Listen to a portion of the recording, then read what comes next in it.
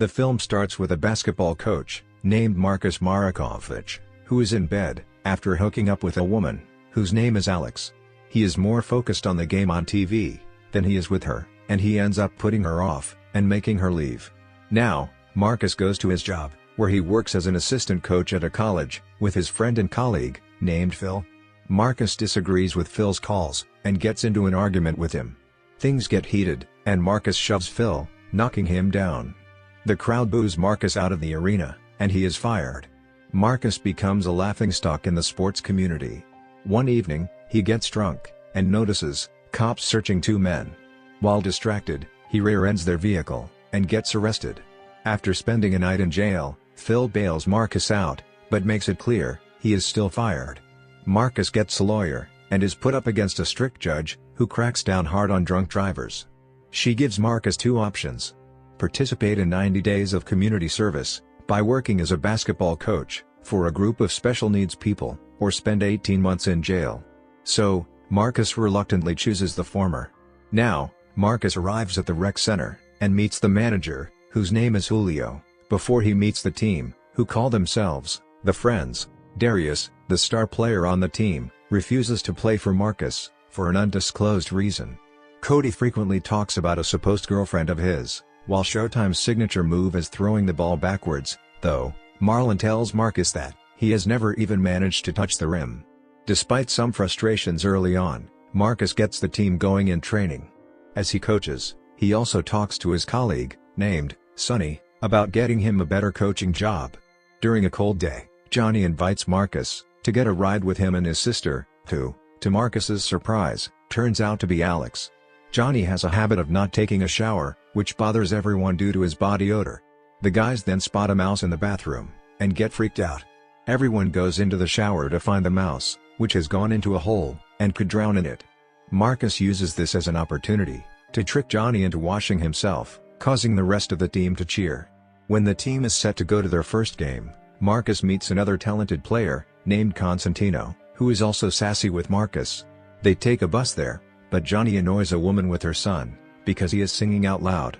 When she moves her seat, Marlon annoys her with his attempts at conversing. Cody throws something at the bus driver's head, causing him to angrily confront Marcus. Just as Marcus promises to keep the team behaved, Marlon barfs all over the mom, and gets them all kicked off the bus. The team is picked up by Alex, who drives a van for her job performing Shakespeare plays for middle school students. On the ride there, Marcus learns from Alex that Johnny dislikes showers, because he almost drowned as a kid, and has been scared of water ever since. The team makes it to the game, and has fun. Marcus and Alex begin having a relationship, in between the team's training and playing. When Marcus talks to Sonny again, he confronts Sonny, because he lied to Marcus about talking to his uncle, about getting an NBA job, because the uncle hates Marcus. He insinuates that Sonny was using him to move up as an assistant coach, since his current job sucks, but Sonny hits back that Marcus was using him to get a better paying job. Later, Marcus is invited by Johnny to have dinner with him, Alex, and their mother. Everything goes well, until Marcus mentions that some of the guys on the team were inviting Johnny to move in with them into their group home. This doesn't sit well with Alex, who feels a need to protect her brother, since they were kids, due to him being bullied for having Down syndrome. Marcus leaves, and Alex follows, telling him that Johnny has a tendency to get attached to guys that she is with, and them leaving makes him feel bad. When Marcus says that Alex is hiding behind Johnny, they decide to stop seeing each other.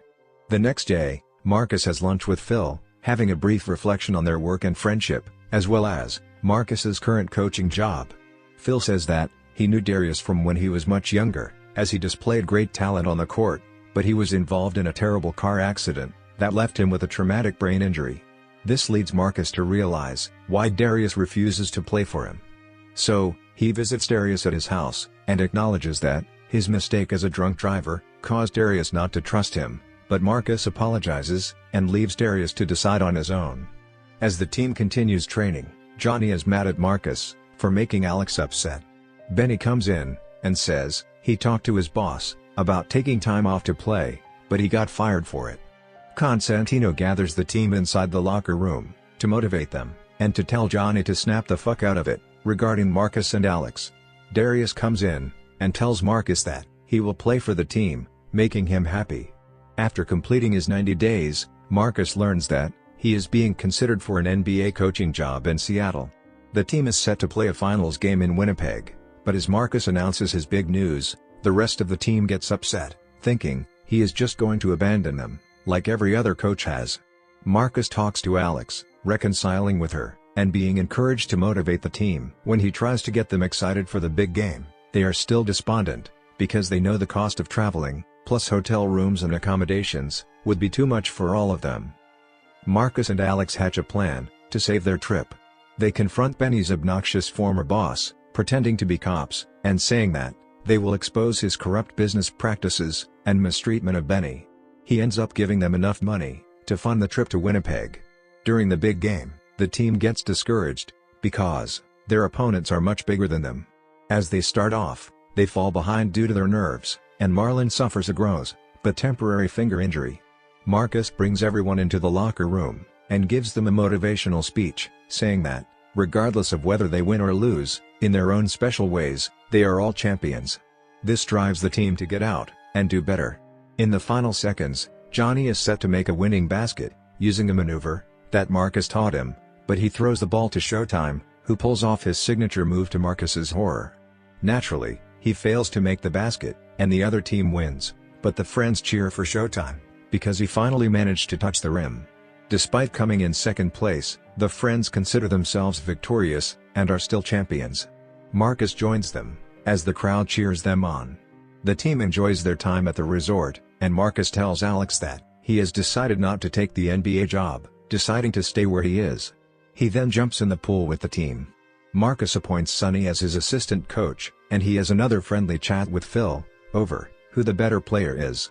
Marcus then throws the ball backwards, and he makes the basket.